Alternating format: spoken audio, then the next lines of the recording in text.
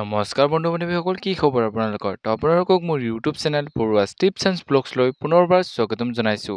তো যিসকল বন্ধু বান্ধৱীয়ে আছাম পুলিচৰ ABUBৰ ADRE গ্ৰেড 3 গ্ৰেড 4ৰ ৰিজাল্টৰ বাবে অৰ্থাৎ ফাইনেল ৰিজাল্টৰ বাবে ৱেইট কৰি আছিল, তো তেওঁলোকৰ বাবে এটা বহুতেই ভাল খবৰ যে ফাইনেলি আহি গ'ল ইয়াৰ ৰিজাল্টৰ আপডেট।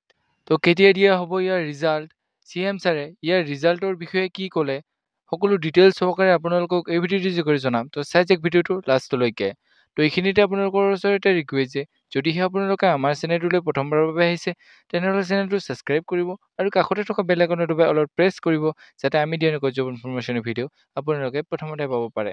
তো বলক CM ছাৰে আছাম পুলিচৰ আৰু ADREৰ ফাইনেল ৰিজাল্টৰ বিষয়ে কি ক'লে আপোনালোকে ভিডিঅ' ক্লিপটো চাই লওক।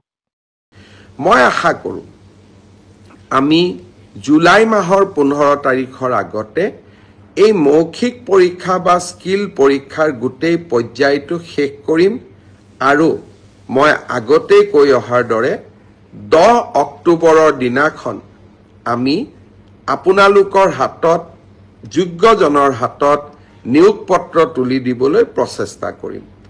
10 অক্টোবৰৰ দিনটোতে আমি post graduate teacher, graduate teacher, LP, ME শিক্ষক আৰু স্বাস্থ্য বিভাগৰ বিভিন্ন পৰীক্ষাত উত্তীৰ্ণ হোৱা আৰু ADREৰ পৰীক্ষাত উত্তীৰ্ণ হোৱা এই আটাইসকলকে একেলগে খানাপাৰা ফিল্ডলৈ মাতি আনি আমি নিযুক্তি পত্ৰ আগবঢ়াম।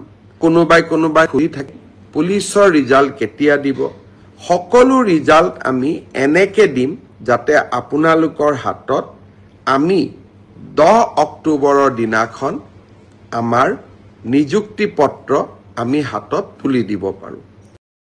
তো বন্ধু বান্ধৱীসকল, আপোনালোকে হয়তো এতিয়া শুনিলে যে CM ছাৰে আছাম পুলিচৰ আৰু ADREৰ গ্ৰেড 3 গ্ৰেড 4ৰ ৰিজাল্টৰ বিষয়ে কি ক'লে।